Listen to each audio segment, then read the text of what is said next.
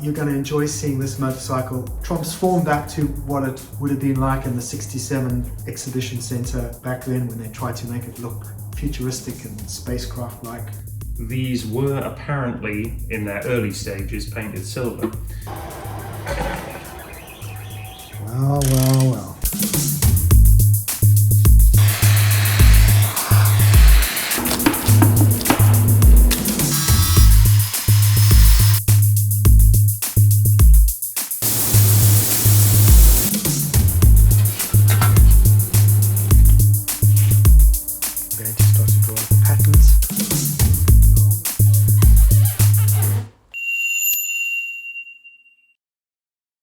It's been a long time coming. I've scratched the itch with all the other bikes. If you haven't seen them, there's the CR500, the RM 250 series, there's the Goodsy that I did, which is kind of similar to this, some VFRs, so lots of nice meaty bikes. And then of course the last one was the KTM, which for those of you who haven't seen, I didn't really enjoy that at all. A more modern bike, not my sort of scene. So getting back into this and getting the painting done on the parts, as you'll see during the episode, has been really nice for me to connect with this bike again. And hopefully now with the renewed energy and the winter coming, I can really focus down on this restoration and do it nice and slowly but methodically. There are a lot of you out there who know a lot more about the Norton than I do. Please, if you see me do anything wrong or not consistent with the factory bike, do shout. It's going to be very useful to me to make sure that I get a museum grade concourse bike out of this if possible. So we crack on. There's quite a lot to do. I have repaired and replaced quite a few things already, so I've decided to get on with that in the meantime, and as I get to the parts that I need to replace, I can start to look at the budgets for those. But that's certainly not going to stop me from getting through quite a fair amount of work on this bike as it is. So with that, I will see you on the other side. Pretty good, huh?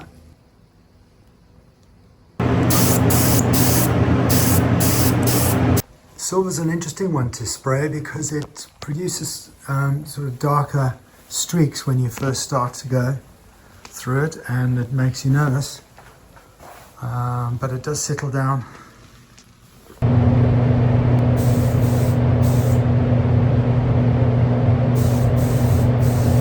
That's a clear coat done. So now this is going to be what we call flashed off. There's probably going to be a few that I have to redo. We'll see once it's all dried.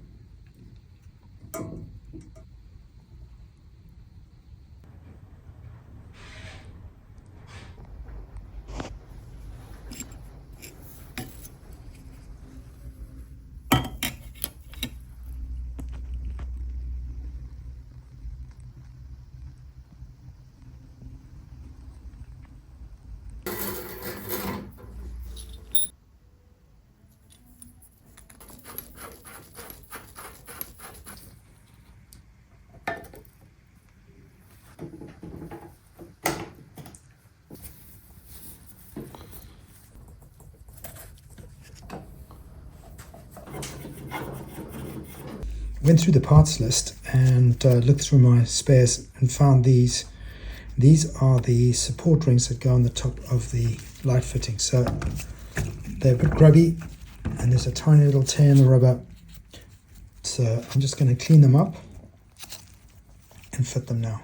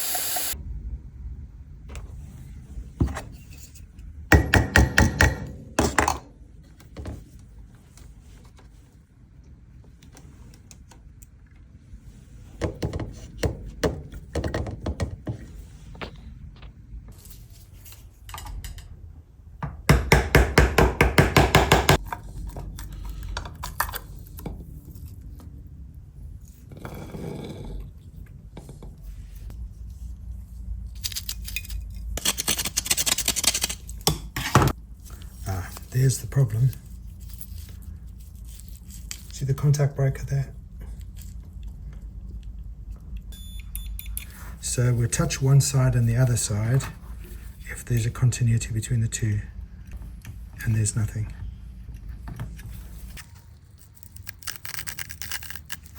Can't get in there with a file because it's inset into the, so the only course of action I have is some sandpaper. Okay. Okay, this is a quick lesson on how these horns work and gives you the opportunity to maybe fix your own Lucas horn or your other vintage horn which you might have, instead of throwing them away and replacing them with modern equivalents. Basically, it's just like a speaker. This is the speaker cone. This is the bit that makes the noise. And this is the coil bit that goes up and down. That's what vibrates. And there it sits in here inside a magnet. So this is the magnet running around there, and these are the charge points that ignite the activity of the speaker to go up and down, right? So this is what we call a diaphragm in horns, or hooters as we call them in England, or speaker cones. And what triggers the horn is this contact point here. So generally what happens is this: if it gets any ingress or water, and like you can see this, it will basically, just like engine points, this needs to be cleaned with a file or sandpaper. So you'll also notice on here there is a small hole. There it is there. This hole is important because it allows the air to move between the diaphragm so that it's not created. A vacuum would be formed and therefore it wouldn't be able to move because it's airlocked. The issue with that though is that water gets in there from this hole, which comes into here and of course goes in. So there's a level of waterproof capability in a horn that one needs to take account of. So that's really it. Right, let's just see if we get any life out of it. Then we do the adjustments to the cones. So I've got this on a 12 volt.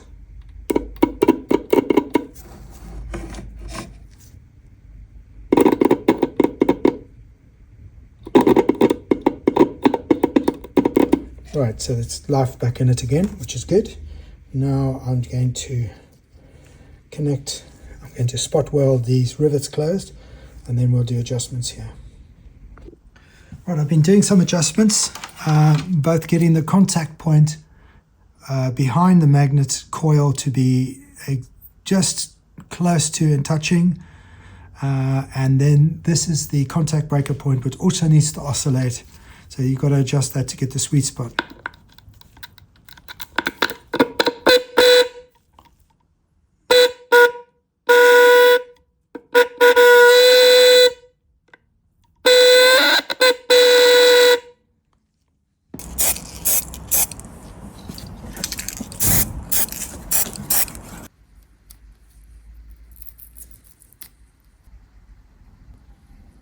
Like new.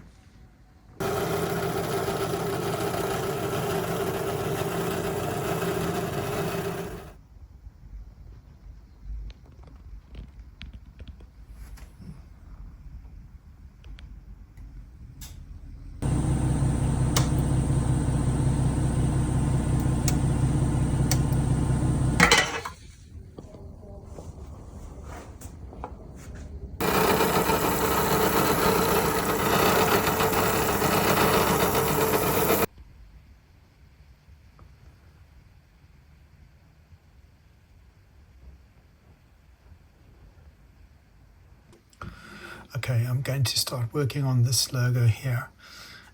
This was a one-off logo for this bike, which was slightly refined after the 67 show, which was this one here.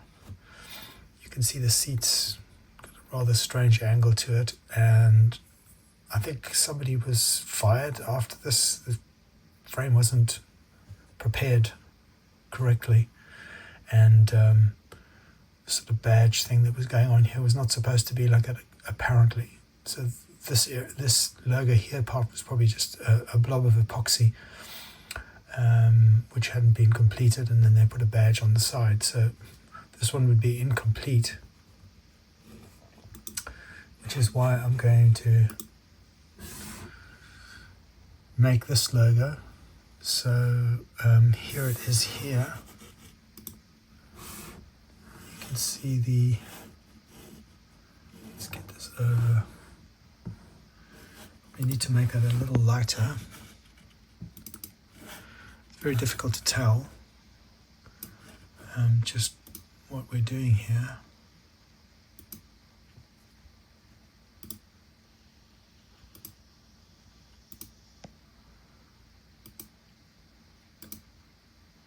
Something like that anyway. So what I'm going to do is print this out.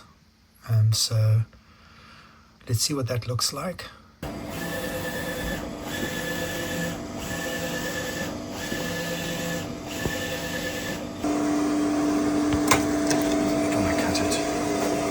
Just wanted to check to see that that fits in that space, and yeah, I mean,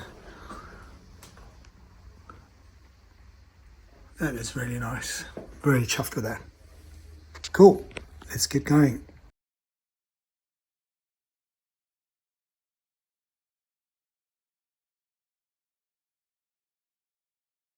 So what I've done is we've changed the logo again. Once I printed it, I noticed there was slight differences in size proportions between this and the photograph. So the Norton is actually stretched out a little bit. Obviously they did it by hand. So this is slightly different to the artworks that are official Norton artworks, but yeah, that's more correct, as you can see from this on the sample next to it. So the radius is there, and the size of the Norton, and the size overall of the lettering in the green circle. So yeah, let's go and print that and see what that looks like. Here's the difference. Hardly much, but you can see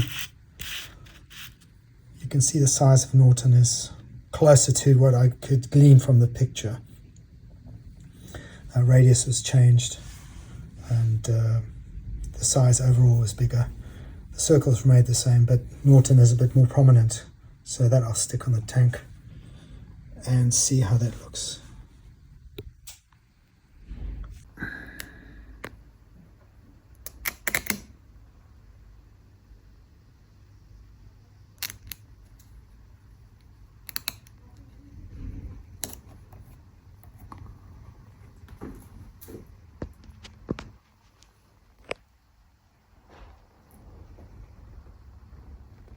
Now that looks better.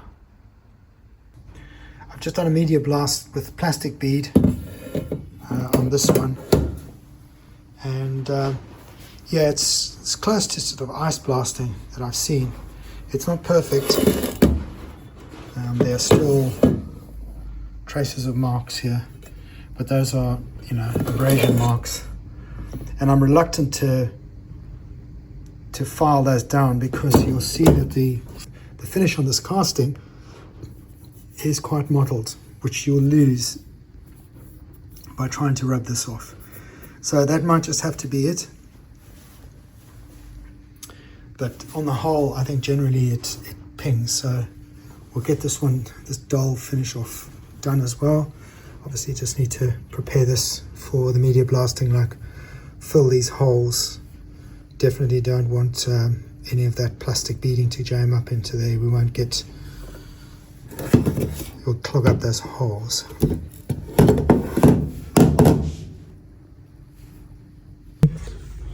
That's it. So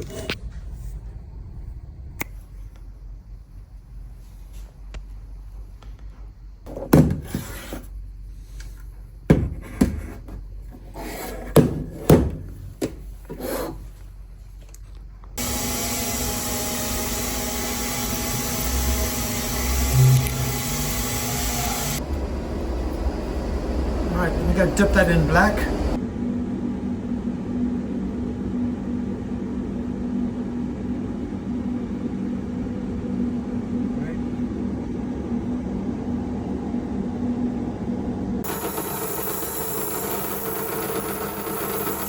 the light goes onto the lamp, and it's obviously pretty grubby, so let's give that a clean.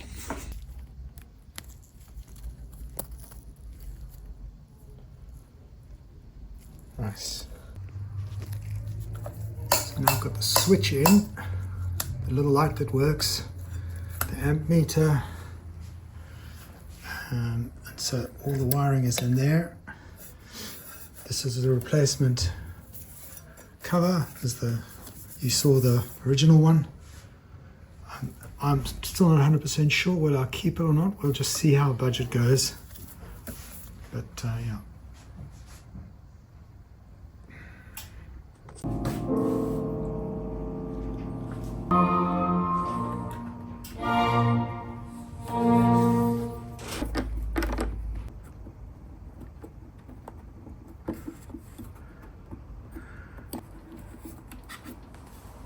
Today's exercise is to try and fit all the parts in position so that I can see what I'm working on, see what bolts, nuts that I need, what needs adjustment, etc. So this is quite an important bit. Now I wouldn't have to do this if I did Norton Commandos all day long. One of the challenges of this one is that it is, because it was almost still prototype stage, there's bits on this that don't make any sense when you look at the manual from this 68 era. So this one is got some quirks to it, like the way the rear mudguard fits onto the frame is different. There's a few alterations that Norton made on the sly when they built bikes later, because they don't appear on this one. Okay, this is the most complete that I've managed to get this now.